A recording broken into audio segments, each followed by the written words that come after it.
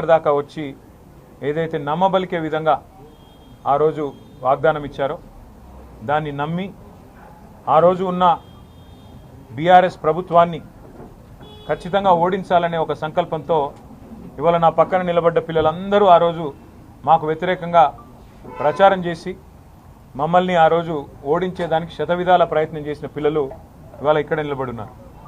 వారందరూ కూడా ఆ రోజు నమ్మారు.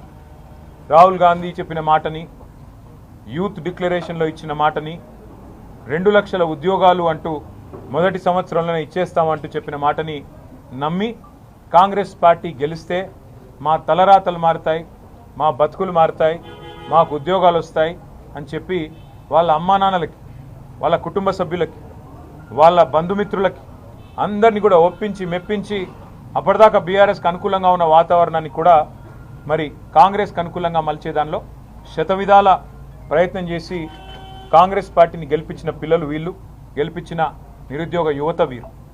ఇవాళ వారి ఆశలను అడియాసలు చేస్తూ జాబ్ క్యాలెండర్ అని చెప్పి 2 లక్షల ఉద్యోగాలని చెప్పి మరి మామూలు మోసం కాదు ఇది. బహుశా ఈ శతాబ్దపు అతిపెద్ద మోసం అయి ఉంటుంది ఈ 2 లక్షల ఉద్యోగాలని కాంగ్రెస్ ప్రభుత్వం చెప్పింది.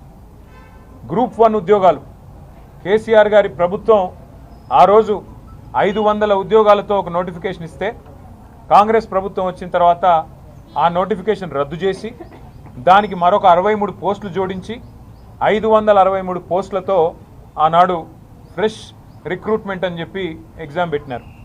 మీకు ఒక్క విషయం నేను గుర్తు చేస్తా ఉన్నా, రాష్ట్రంలోని నిరుద్యోగ యువతకి, మా తమ్ముళ్ళకి, మా చెల్లెలందరికీ గుర్తు చేస్తా ఉన్నా. కేసీఆర్ ప్రభుత్వం ఉన్నప్పుడు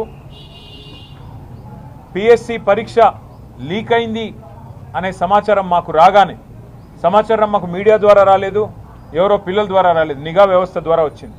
వస్తే ఇంకా విషయం బయటికి రాకముందే ముఖ్యమంత్రిగా కేసీఆర్ గారే నిర్ణయం తీసుకొని అరే తప్పు జరిగింది, వెంటనే మరి ఈ పరీక్షలో ఏదైతే తప్పు జరిగిందో దాన్ని సరిదిద్దాలన్న ఉద్దేశంతో అప్పటికప్పుడు నిర్ణయం తీసుకొని ఆ పరీక్షను రద్దు చేసిన విషయం నేను గుర్తు చేస్తా ఉన్నా.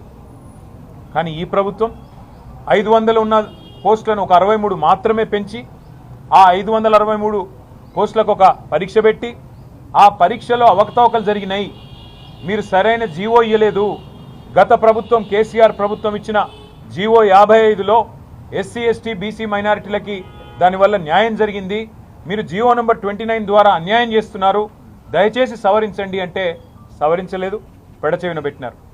పరీక్ష జరిగిన తర్వాత ఫలితాలు వచ్చిన తర్వాత తప్పు జరిగింది, తెలుగు మీడియం విద్యార్థులకు అన్యాయం జరిగింది అని ఆక్రోశించినా పట్టించుకోలేదు.